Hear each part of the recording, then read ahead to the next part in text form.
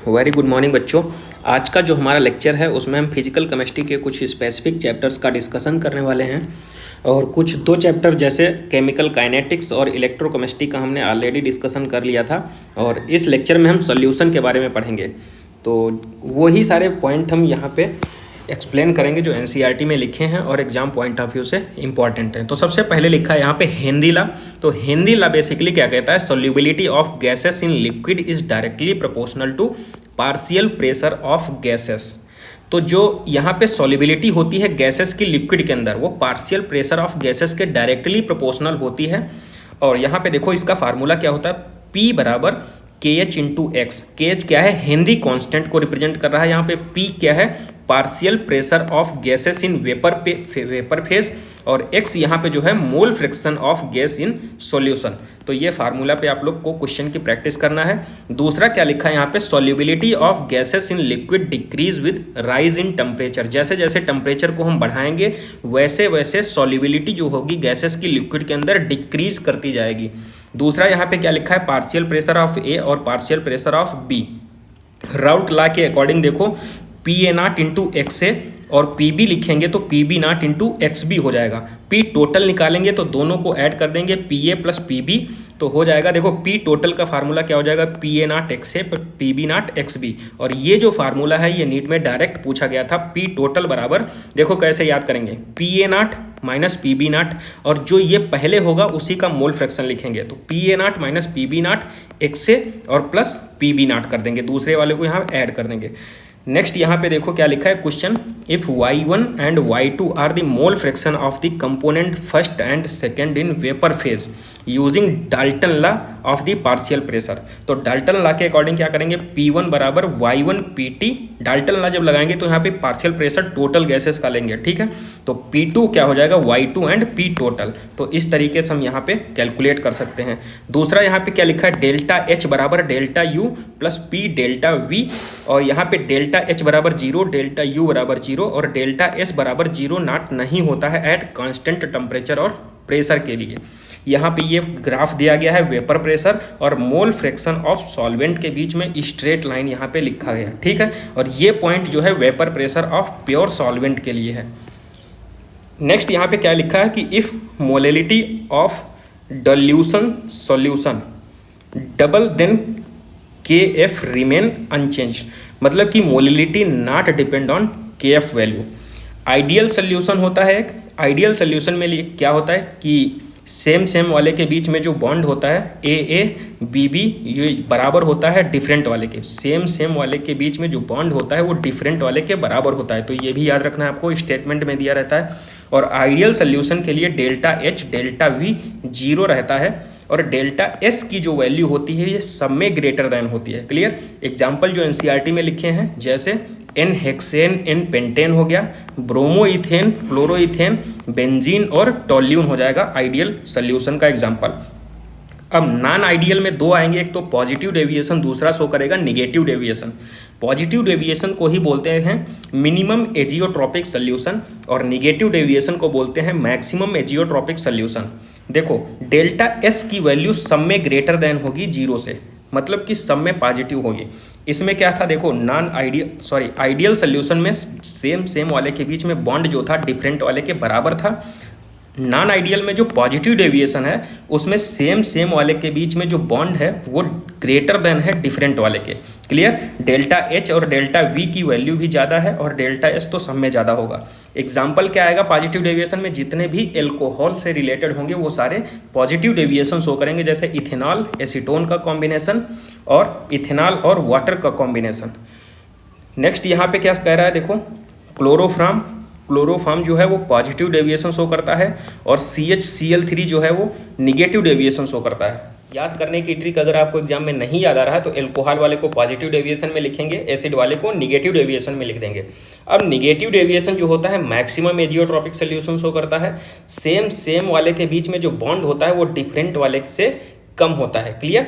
और यहाँ पे देखो डेल्टा H डेल्टा V की वैल्यू जो होता है निगेटिव होगी और यहाँ पे डेल्टा S तो सब में ही ज़्यादा होगा। एग्जाम्पल क्या होगा, फिनॉल और एनिलीन, एसीटोन और क्लोरोफॉर्म और HNO3 और वाटर का कॉम्बिनेशन, ये निगेटिव डेविएशन शो करेंगे। अब कॉलिगेटिव प्रॉपर्टी की बात करते हैं, तो ये कॉलिगेटिव प्रॉपर्टी जो होती है नंबर ऑफ सॉल्यूट पे डिपेंड करती हैं।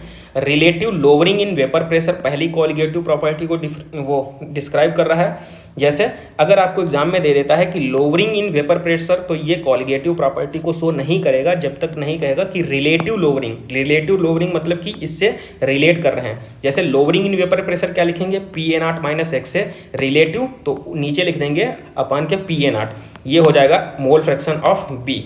क्लियर। नेक्स्ट क्या लिखा है, when non volatile solute is dissolve in volatile solvent, then vapour pressure क्या हो जाएगा, डिक्रीज कर जाएगा इसका। दूसरा देखो यहाँ पे इसको और कैसे रिप्रेजेंट करते हैं, ये मोल फ्रैक्शन ऑफ बी है ना, तो इसको कैसे लिखेंगे, PA0 माइनस एक्स से अपान PA0 बराबर एक्स बी है, तो N2 अपान N1 प्लस N2। क्लियर। यहाँ पे अगर N2 की वैल्यू N1 से बहुत ज़्यादा कम है तो लिख देंगे सीधे N2 अपान N1। क्लियर। तो ये इसको हम एक साथ कोरिलेट कर सकते हैं। ये फार्मूला याद करिए और इस पर क्वेश्चन की प्रैक्टिस करिए। नेक्स्ट यहाँ पे देखो मोल फ्रैक्शन ऑफ बी को कैसे रिप्रेजेंट करेंगे, PA0 माइनस PS अपान PA0 से। एलिवेशन इन बॉइलिंग पॉइंट, ये दूसरी कॉलिगेटिव प्रॉपर्टी है, तो डेल्टा TB बराबर KB इंटू M हो जाएगा।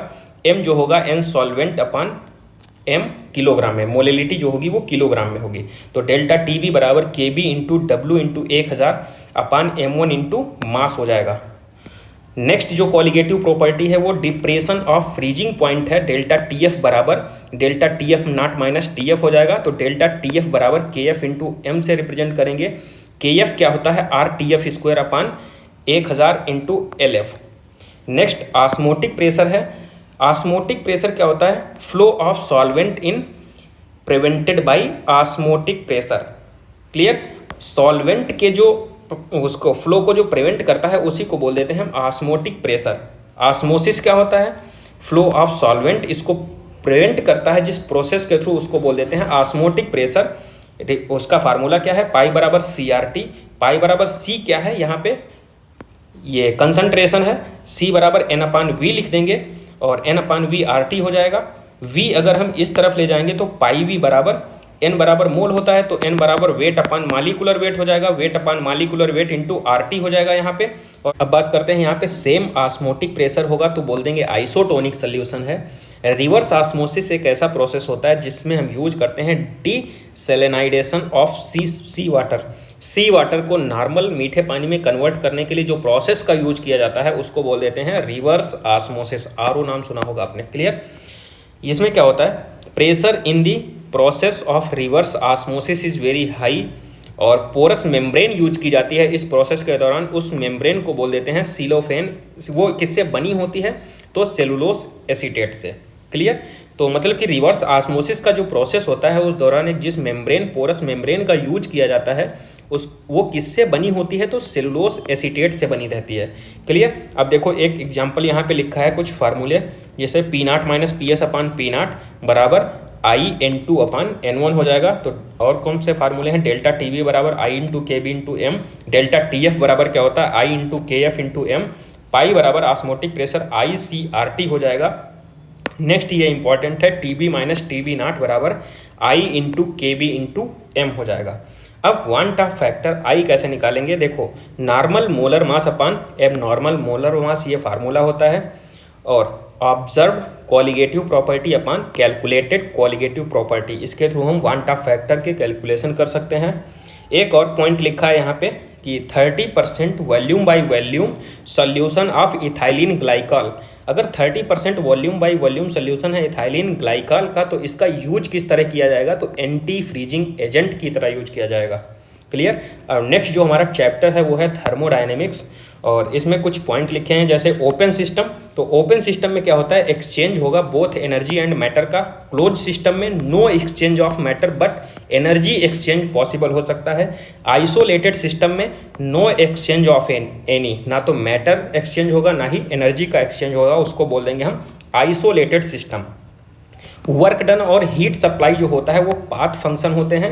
एडियाबेटिक वर्क की बात करते हैं तो ये स्टेट फंक्शन को शो करता है। दो इंपॉर्टेंट लाइन लिखी गई हैं, देखो अगर वर्क डन सिस्टम पे हो रहा है तो बोल देंगे पॉजिटिव वर्क डन हो रहा है, work done on the system. अगर work done by the system हो रहा है तो बोलेंगे निगेटिव, ऑन द सिस्टम तो पॉजिटिव और बाय द सिस्टम तो निगेटिव वर्क डन होगा। क्लियर। डेल्टा यू बराबर होता है Q प्लस W, ये फर्स्ट लॉ ऑफ थर्मोडाइनेमिक की रिएक्शन है।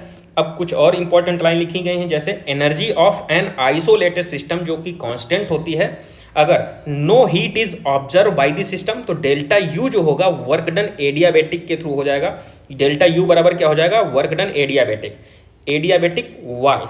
दूसरा क्या लिखा है, no work is done on the system but Q is taken out from this system and given to surrounding, तो डेल्टा यू जो होता है निगेटिव क्यू के बराबर हो जाएगा, तो इसको बोल देंगे थर्मली कंडक्टिंग वाल। क्लियर। एडियाबेटिक वाल के रिस्पेक्ट में क्या होगा, डेल्टा यू जो होता है वर्क डन एडियाबेटिक के बराबर हो जाएगा और डेल्टा यू जो होता है बराबर माइनस क्यू अगर लिखेंगे तो थर्मली कंडक्टिंग वाल को शो करेगा। थर्ड का क्या क्या केस है हमारा कि work done amount of work is done by the system and Q amount of heat is supplied to the system, तो डेल्टा यू बराबर क्यू माइनस डब्ल्यू, ये क्लोज सिस्टम को रिप्रेजेंट करेगा। तो तीन यहाँ पे केस हैं, डेल्टा यू बराबर डब्ल्यू एडियाबेटिक, तो एडियाबेटिक वाल को रिप्रेजेंट करेगा, कोई हीट सप्लाई नहीं होगी। डेल्टा यू बराबर माइनस क्यू के होगा तो थर्मली कंडक्टिंग वाल को रिप्रेजेंट करेगा, और डेल्टा यू बराबर क्यू माइनस डब्ल्यू, तो ये क्लोज सिस्टम को रिप्रेजेंट करेगा। अब वर्क डन के लिए कुछ फार्मूला है, W बराबर minus P external V final minus V initial, और यहाँ पे W बराबर अगर इंटीग्रेट करेंगे इसको तो देखो P एक्सटर्नल डेल्टा V या DV। क्लियर। इस उसके थ्रू ये ग्राफ के थ्रू हम समझ सकते हैं, यहाँ पे ये V फाइनल है और ये इनिशियल है, ये टोटल वॉल्यूम दिखाया गया V final minus V initial. Clear. P वो प्रेशर एक्सटर्नल है यहाँ पे, और PV बराबर NRT अगर लिखेंगे तो W रिवर्सिबल के लिए क्या होता है minus 2.303 NRT log V final upon V initial, और यही अगर हम प्रेशर के रिस्पेक्ट में लिखेंगे तो नीचे भी मिलेगा हमको। आइसोथर्मल इरिवर्सिबल प्रोसेस के लिए क्या होता है Q बराबर माइनस डब्ल्यू, और माइनस डब्ल्यू अगर लिखेंगे तो P external bracket V final minus V initial हो जाएगा।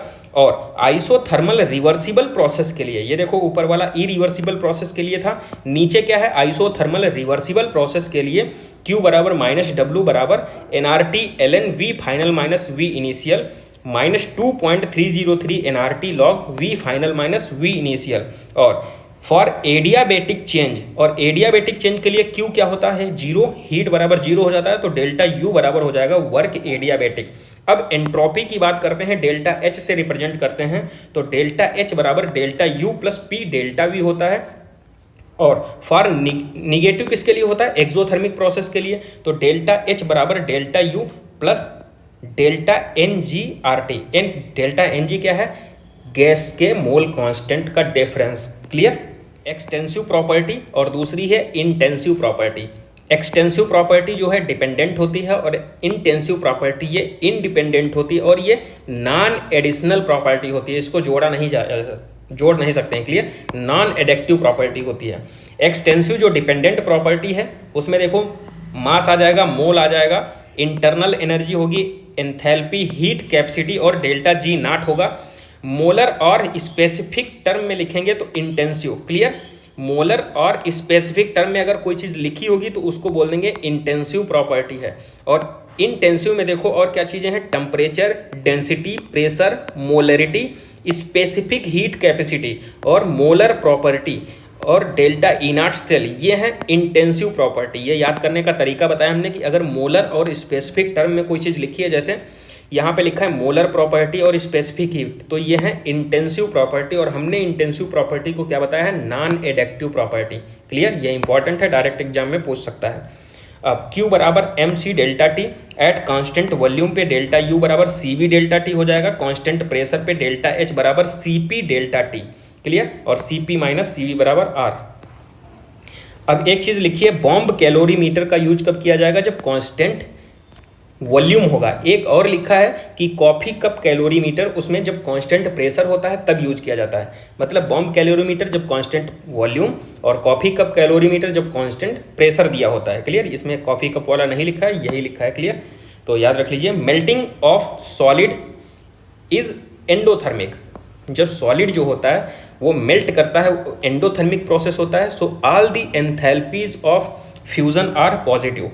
क्लियर। जैसे यहाँ पे वाटर लिक्विड फेज में है और ये गैस फेज में चेंज हो गया, तो डेल्टा एच वेपराइजेशन यूज करेंगे, वो पॉजिटिव आएगा, एंडोथर्मिक।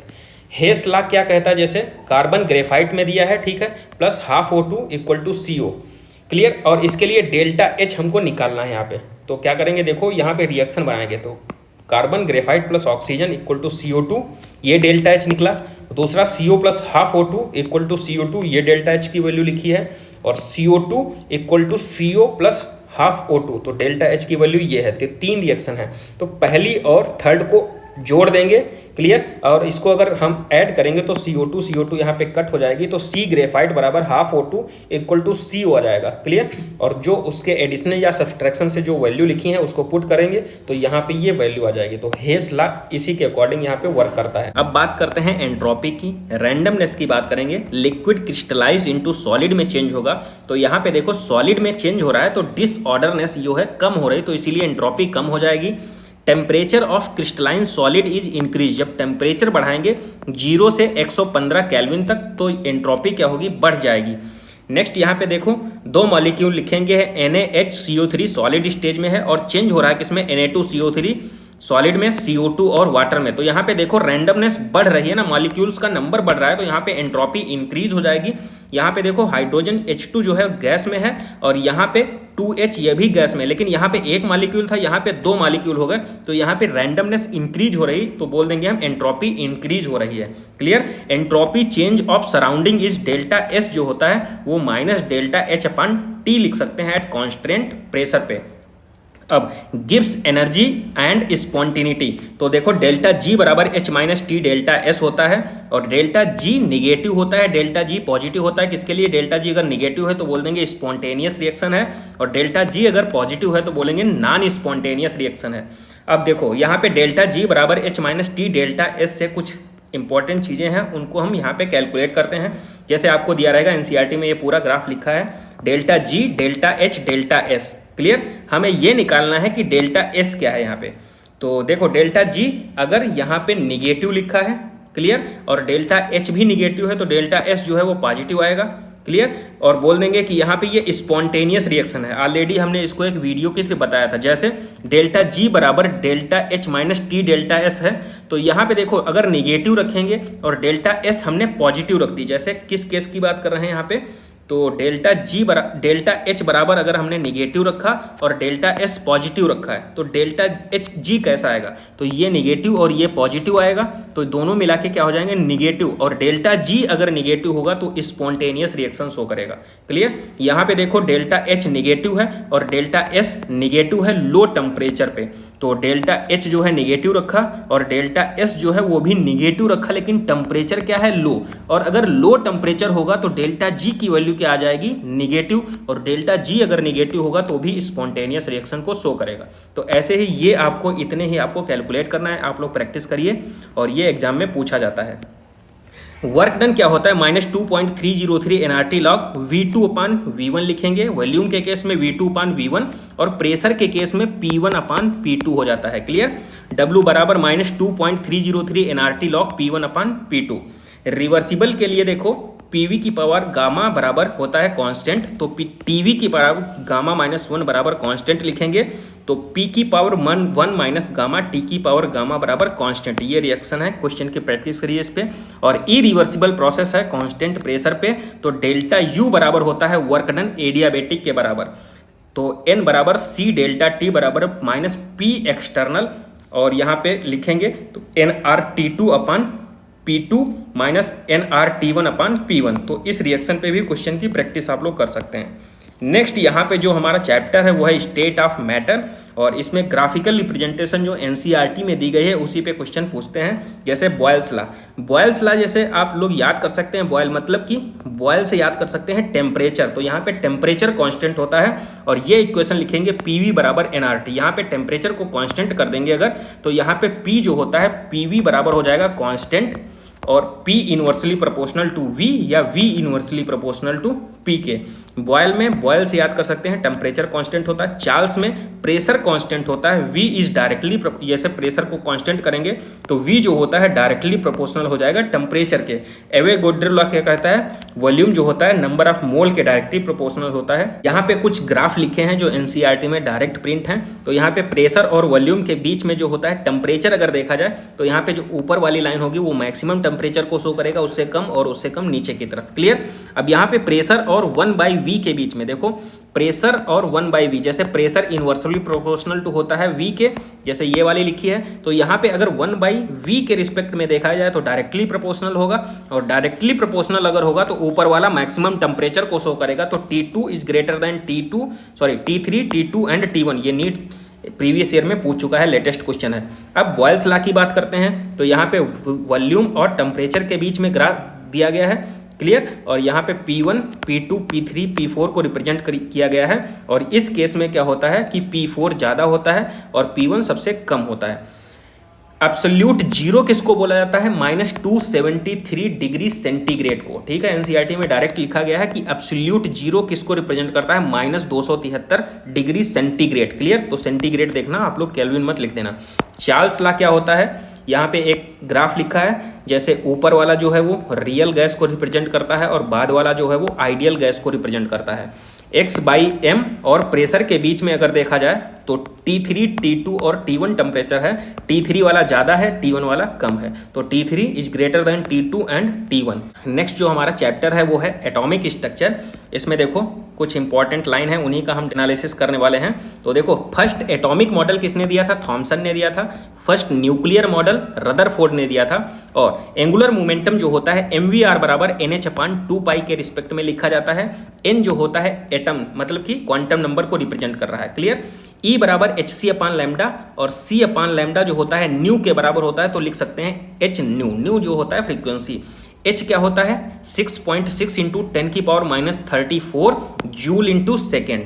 अब यहाँ पे रेडियस के रिस्पेक्ट में एक फार्मूला है, r बराबर r0 n²/z, ये एंगस्ट्रॉम में है। और दूसरी तरीके से लिख सकते हैं वैल्यू पुट करके, तो r बराबर 0.529 n²/z, ये भी एंगस्ट्रॉम में है। क्लियर। अब वेलोसिटी का फार्मूला देखो क्या होता है, 2.18 इंटू 10⁸ इंटू z/n, और इसको लिखेंगे सेंटीमीटर पर सेकेंड में। क्लियर। एनर्जी का अगर हम निकालते हैं तो 2.18 इंटू 10⁻18 z²/n², ये जूल पर एटम में है। क्लियर। अगर इसको हम इलेक्ट्रॉन वोल्ट पर एटम में लिखना चाहें तो E बराबर हो जाएगा -13.6 z²/n² इलेक्ट्रॉन वोल्ट पर एटम हो जाएगा। अब यहाँ पे एक चीज़ और लिखी है एनसीईआरटी में, एक है कॉस्मिक वेव और दूसरी है रेडियो वेव। तो सबसे कम वेवलेंथ किसकी है, कॉस्मिक वेव की, और सबसे ज़्यादा वेवलेंथ किसकी है, रेडियो वेव की। क्लियर। अब यहाँ पे देखो E बराबर 13.6 z² ब्रैकेट 1/n1² -1/n2² हो जाएगा, और 1/λ लिखना हो तो rz² ब्रैकेट 1/n1² -1/n2²।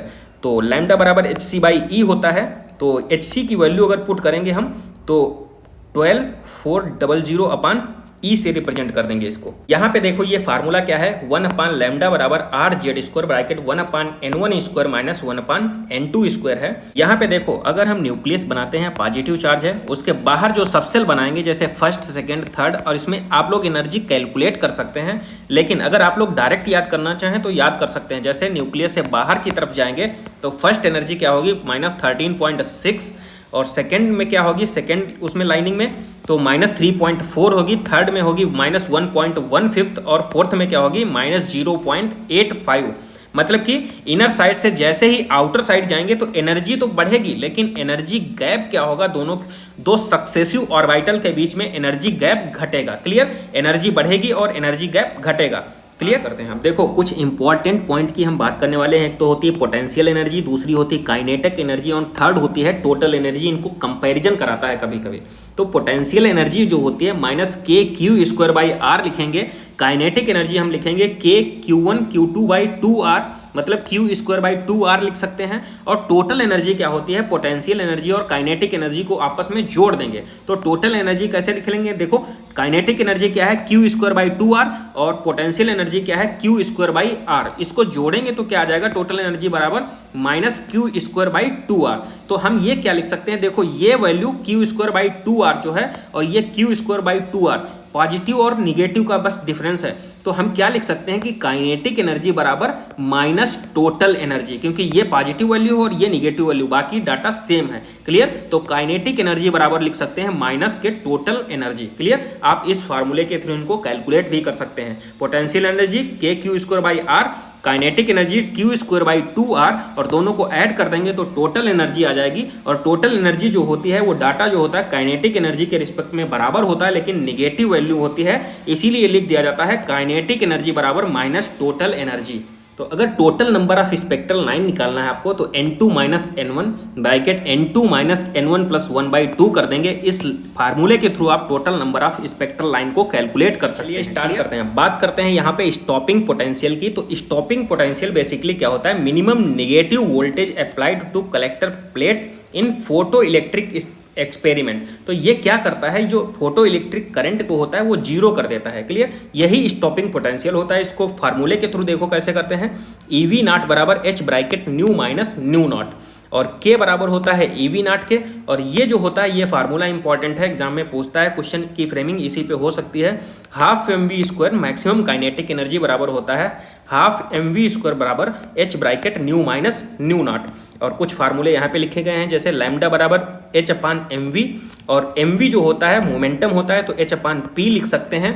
और p बराबर √2 mk होता है तो H अपान √2 mk लिख सकते हैं। और H बराबर 2 पाई r बाई n लिख सकते हैं। तो ऐसे ही हम लोग एक दूसरे से को रिलेट कर सकते हैं। यहाँ पे कुछ ग्राफिकल रिप्रेजेंटेशन किया गया है कि शेप कैसा होगा, जैसे ऑर्बिटल का ग्राफ कैसे रिप्रेजेंट किया जाएगा, तो ये NCERT में लिखे गए हैं और ये JEE मेन का क्वेश्चन भी था। क्लियर, तो पहला देखो काई और r के बीच में तो ये फर्स्ट ही है, और अगर ये ग्राफ ऊपर तक जाता है तो ये 2s के बीच में हो जाएगा, काई और r के बीच में ये वेव फंक्शन को रिप्रेजेंट कर रहा है। काई स्क्वायर और r के बीच में अगर सिंगल है तो 1s हो जाएगा, और ये ऊपर तक जा रहा है तो काई स्क्वायर और r के बीच में ये 2s को रिप्रेजेंट करेगा। सिंगल तो 1s और ऊपर तरफ जा रहा है तो 2s को रिप्रेजेंट कर देगा।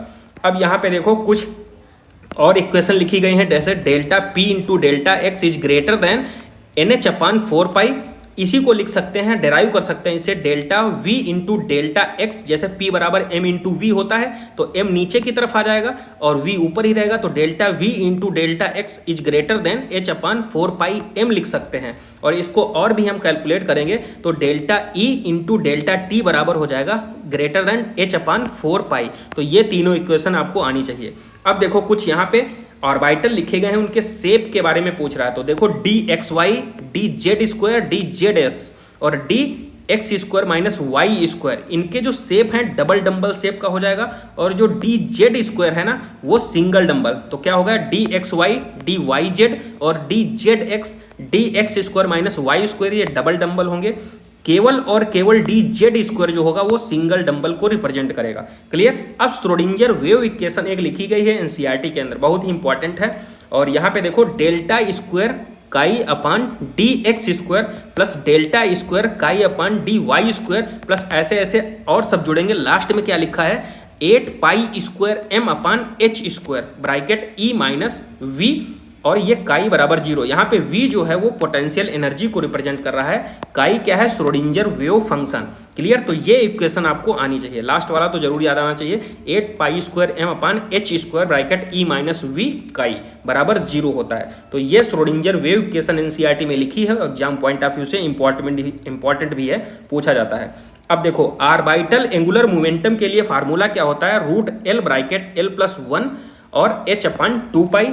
और यहाँ पे अगर देखो कुछ क्वांटम नंबर लिखे गए हैं वो किसको रिप्रेजेंट कर रहा है, जैसे n है तो मेन एनर्जी लेवल या सेल या ऑर्बिट को रिप्रेजेंट करेगा, जो l है वो सब सेल को डिस्क्राइब करेगा, m जो होता है वो ओरिएंटेशन ऑफ इलेक्ट्रॉन, ये बहुत इंपॉर्टेंट है, पूछता है m जो क्वांटम नंबर है वो ओरिएंटेशन ऑफ इलेक्ट्रॉन को रिप्रेजेंट करता है, और ये यस वाला जो है वो स्पिन ऑफ इलेक्ट्रॉन या डायरेक्शन को रिप्रेजेंट करता है। तो क्या हमने बताया, n मेन एनर्जी लेवल या सेल या ऑर्बिट को रिप्रेजेंट करता है, L जो है वो सबसेल को रिप्रेजेंट करता है, M जो है वो ओरिएंटेशन ऑफ इलेक्ट्रॉन को रिप्रेजेंट करता है, S वाला जो है वो स्पिन ऑफ इलेक्ट्रॉन या इलेक्ट्रॉन की डायरेक्शन को रिप्रेजेंट करता है। क्लियर। अब देखो यहाँ पे क्या है, अगर n की वैल्यू दी गई है तो टोटल नंबर ऑफ इलेक्ट्रॉन अगर पूछता है तो 2n स्क्वायर फार्मूला लगाएंगे, टोटल नंबर ऑफ ऑर्बिट पूछ रहा है तो n स्क्वायर लिखेंगे, और टोटल नंबर ऑफ सेल पूछ रहा है तो n के बराबर ही सेल हो जाएंगे। क्लियर। अगर L की वैल्यू लिखी है, L की वैल्यू दे रखी है तो इलेक्ट्रॉन पूछ रहा है तो 4l + 2 हो जाएगा,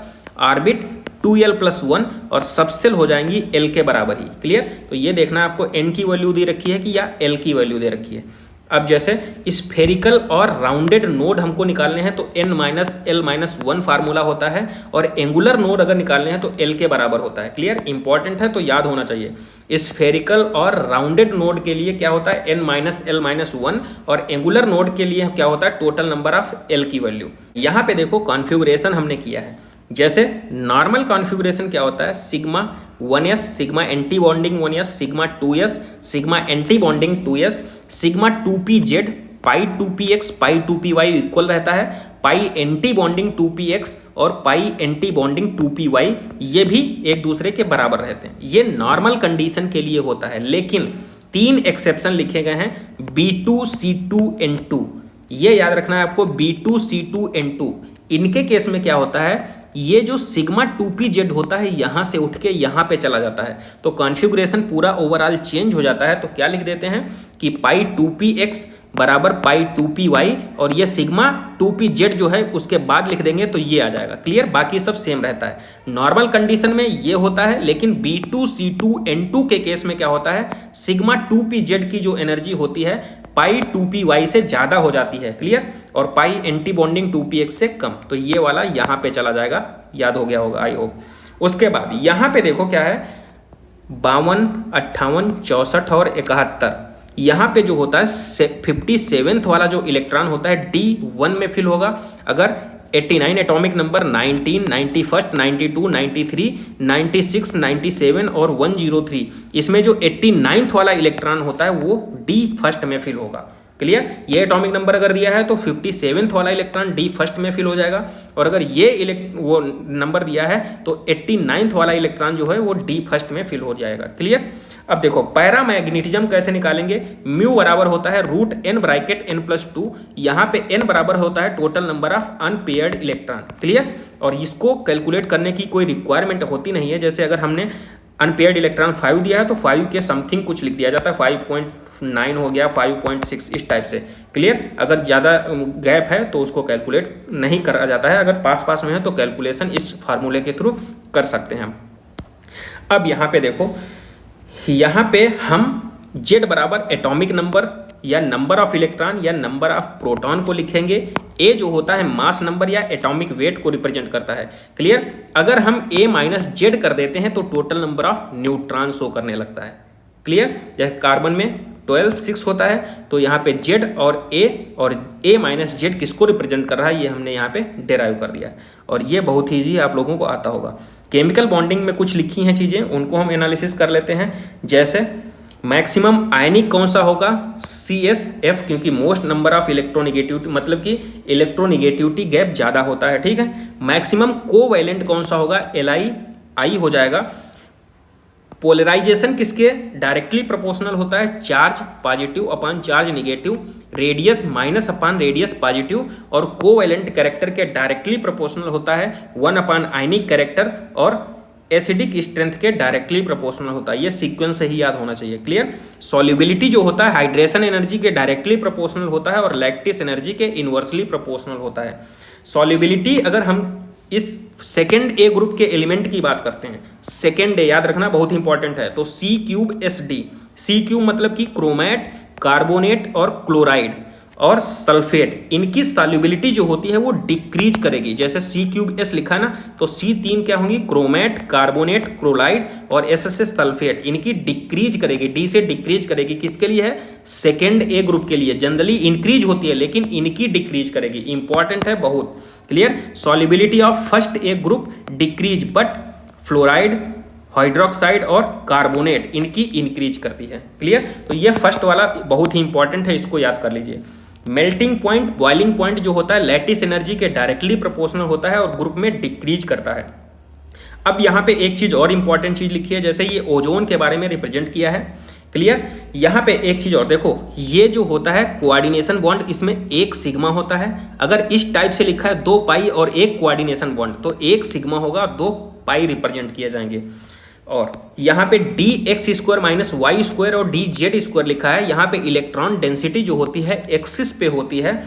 dsp2 किसको रिप्रेजेंट करता है, dx² माइनस y को, और सॉरी dx² माइनस y² को, और sp3d किसको रिप्रेजेंट करता है, dz² को। तो ये भी आपको याद होने चाहिए। अब वेस्प दिया है, वैलेंस शेल इलेक्ट्रॉन, क्लियर।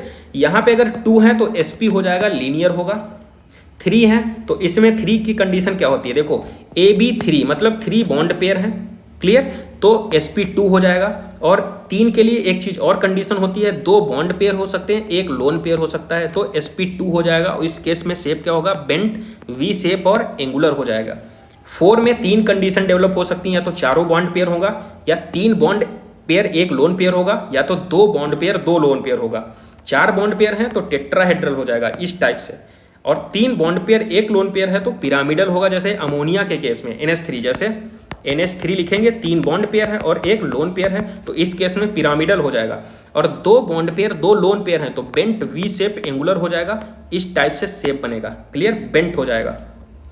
5 के केस में क्या हो जाएगा, 4 कंडीशन डेवलप होंगी, या तो 5 बॉन्ड पेयर होंगे, अगर 5 बॉन्ड पेयर हैं तो क्या होगा, trigonal bi pyramidal, clear. AB4L 4 bond pair 1 lone pair है तो बोल देंगे सीसा शेप है। 4 बॉन्ड पेयर 1 लोन पेयर तो बोल देंगे, देखो ये 4 बॉन्ड पेयर हैं, 1 लोन पेयर है तो बोल देंगे सीसा शेप है। और 3 बॉन्ड पेयर 2 लोन पेयर हैं, जैसे 3 बॉन्ड पेयर हैं और 2 लोन पेयर हैं तो बोल देंगे टी शेप। देखो टी शेप की स्ट्रक्चर बन रही है। 2 बॉन्ड पेयर 3 लोन पेयर हो सकते हैं, 2 बॉन्ड पेयर हैं, एक ये और 3 लोन पेयर, तो डिस्टोर्टेड लीनियर हो जाएगा, क्लियर। अब क्या लिखा है, व्हेन वेस्ट 4 से ज़्यादा है अगर, then 1 bond ventrally up and 1 bond ventrally down, एक ऊपर होगा एक नीचे होगा। जब 4 से ज़्यादा होगा तो 6 है तो एक तो ये कंडीशन बनेगी, 6 बॉन्ड पेयर हो जाएंगे, एक ये condition 5 bond pair 1 lone pair, और एक ये बनेगी 4 बॉन्ड पेयर 2 लोन पेयर। तो इसमें देखो एक अप एंड एक डाउन हो जाएगा, ये स्ट्रक्चर बनेगी इसमें।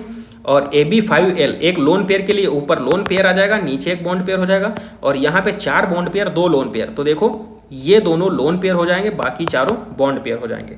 अगर 7 है तो क्या कंडीशन हो सकती है, 6 + 1 6 बॉन्ड पेयर 1 लोन पेयर हो जाएगा। डिस्टॉर्टेड पेंटागोनल बाई पिरामिडल इसका स्ट्रक्चर हो जाएगा। नेक्स्ट यहाँ पे क्या कह रहा है, bond angle and dipole movement decrease since electronegativity of central atom decrease. यहाँ पे कुछ सीक्वेंस लिखे गए हैं, और if central atom same then bond angle जो होता है वो इलेक्ट्रोनेगेटिविटी के इनवर्सली प्रोपोर्शनल होता है, क्लियर। नेक्स्ट यहाँ पे देखो बॉन्ड एंगल लिखा है, NH3 का NF3 से ज़्यादा है और PH3 का कम है, PF3 का ज़्यादा है। यहाँ पे देखो अमोनिया के बारे में लिखा है और NF3 के बारे में लिखा है। नेक्स्ट यहाँ पे XeF4 जो है वहाँ पे डाइपोल मूवमेंट 0 नहीं है बट लोन पेयर प्रेजेंट है, क्लियर। नेक्स्ट यहाँ पे पाई एंटी बॉन्डिंग मॉलिकुलर ऑर्बिटल में 2 नोडल प्लेन प्रेजेंट होते हैं, sigma anti bonding and pi bonding में 1 नोडल प्लेन प्रेजेंट होता है, तो ये भी याद कर सकते हैं। टोटल नंबर ऑफ इलेक्ट्रॉन अगर 4 हैं, 8 हैं और 20 हैं तो बॉन्ड ऑर्डर जो होगा 0 हो जाएगा। अगर ऑड इलेक्ट्रॉन प्रेजेंट हैं तो बोल देंगे हम पैरामैग्नेटिक, और इवन इलेक्ट्रॉन प्रेजेंट हैं तो डायामैग्नेटिक बोलेंगे। लेकिन 10 और 16 इलेक्ट्रॉन हैं तो ये देखो इवन है तो डायामैग्नेटिक होना चाहिए, लेकिन एक्सेप्शन है और यहाँ पे पैरामैग्नेटिज्म शो करेगा क्योंकि n बराबर 2 रहेगा। यहाँ पे बॉन्ड लेंथ की अगर बात करते हैं, बॉन्ड ऑर्डर के इनवर्सली प्रोपोर्शनल होता है, जितना ज़्यादा बॉन्ड ऑर्डर होगा उतनी ही कम बॉन्ड लेंथ होगी, क्लियर। यहाँ पे देखो जितना ज़्यादा बॉन्ड ऑर्डर है, बॉन्ड ऑर्डर 3 है तो बॉन्ड लेंथ उतनी ही कम है। बॉन्ड लेंथ जो होता है बॉन्ड ऑर्डर के इनवर्सली प्रोपोर्शनल होता है, क्लियर। अब फॉर्मल चार्ज की बात कर लेते हैं, तो देखो फॉर्मल चार्ज का फार्मूला क्या होता है, VSEP मतलब कि valence shell electron pair minus number of bonds minus number of unbonded electron. यहाँ पे ओजोन के केस में पूछ लेता है कि इसको 1, 2, 3 से रिप्रेजेंट कर देता है, बोलता है सेकंड ऑक्सीजन पे ये बताइए फॉर्मल चार्ज कितना है। तो फॉर्मल चार्ज कैलकुलेट करेंगे तो देखो VSEP कितना है फर्स्ट वाले के लिए हम कैलकुलेट कर दे रहे हैं। तो यहाँ पे देखो वैलेंस शेल इलेक्ट्रॉन कितने हैं, तो यहाँ पे 6 वैलेंस शेल इलेक्ट्रॉन, तो 6 लिख दिया। और टोटल नंबर ऑफ बॉन्ड्स कितने हैं, तो 2 बॉन्ड बन रहे हैं, तो -2 हो जाएगा। और पूछ रहा है फिर नंबर ऑफ अनबॉन्डेड इलेक्ट्रॉन कितने हैं, तो अनबॉन्डेड इलेक्ट्रॉन कितने हैं 1 2 3 4, तो 4 हो जाएगा। यहाँ पे फर्स्ट वाले के लिए कितना आ जाएगा, फॉर्मल चार्ज 0 हो जाएगा। ऐसे ही सेकंड वाले के लिए कैलकुलेट करेंगे तो फर्स्ट आएगा, और थर्ड वाले के लिए कैलकुलेट करेंगे तो -1 आ जाएगा। क्लियर। एक चीज और इंपॉर्टेंट चीज लिखी है, आइस में 4 हाइड्रोजन बॉन्ड होते हैं, और लिक्विड अगर लिक्विड फेज में है तो 3 हाइड्रोजन बॉन्ड को शो करता है। तो यहाँ पे ओवरऑल हमने जो इंपॉर्टेंट चैप्टर थे उनकी इंपॉर्टेंट लाइन को कवर कर लिया है। आई होप आपको वीडियो अच्छा लगा होगा, और किसी भी लाइन से रिलेटेड अगर कोई डाउट है तो कमेंट बॉक्स में जरूर कमेंट कीजिए, और इन सब ये टॉपिक्स पे क्वेश्चन की प्रैक्टिस करते रहिए और पढ़ते रहिए। Thank you.